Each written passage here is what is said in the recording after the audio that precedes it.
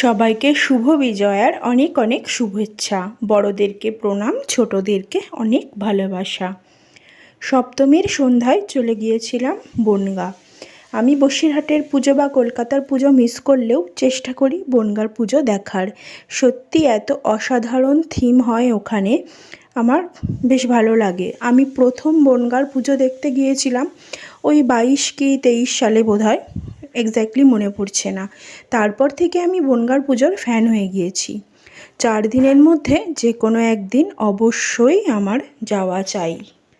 সপ্তমীর রাতে ওই বারাসাত থেকে যে লাস্ট ট্রেন আছে তার আগের ট্রেনটা, টাইমটা এখন মনে নেই, ওইটাতেই চলে গিয়েছিলাম বনগাঁ। তারপর স্টেশনে নেমে ভেবেছিলাম ওখান থেকে টোটো করে নেব।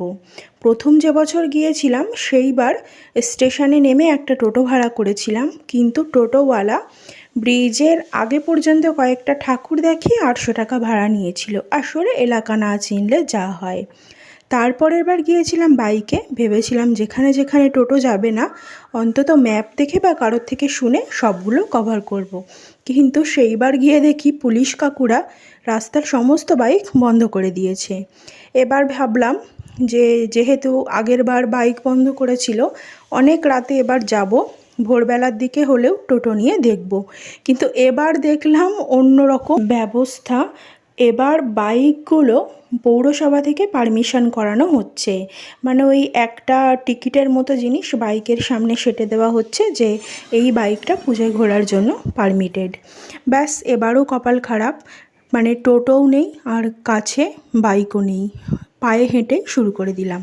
তবুও প্রায় 3.5 ঘন্টা মতো পায়ে হেঁটে যতগুলো পাড়ার দেখে নিয়েছি, ভিডিওও করেছি।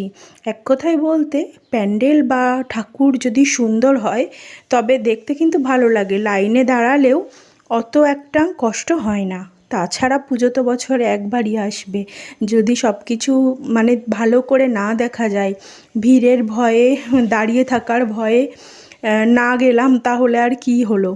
যাই হোক, আমার একটু উৎসাহটা বেশিই থাকে বনগাঁ যাওয়ার জন্য, সেই টানে টানেই চলে গিয়েছিলাম আর কষ্ট করে হলেও সব কিছু দেখেই এলাম। থিমগুলো খুব সুন্দর করেছিল। এইখানে করেছিল সত্যজিৎ রায়ের ওই বিভিন্ন মুভি নিয়ে আর কি, একটা এখানে স্ক্রিনেও দেখাচ্ছিল সেই সম্পর্কে। আর লাইটিংগুলো ছিল অসাধারণ। সবাই বলো না যে চন্দননগরের লাইটিং অসাধারণ, তাদেরকে বলবো যে চন্দননগর পর্যন্ত যেতে না পারলেও যাদের বাড়ি এই বসিরহাট বারাসাতের কাছাকাছি, অন্তত পুজোর সময় বনগাঁ গিয়ে একবার দেখে এসো। আজকের ভিডিও ভালো লাগলে লাইক, কমেন্ট, শেয়ার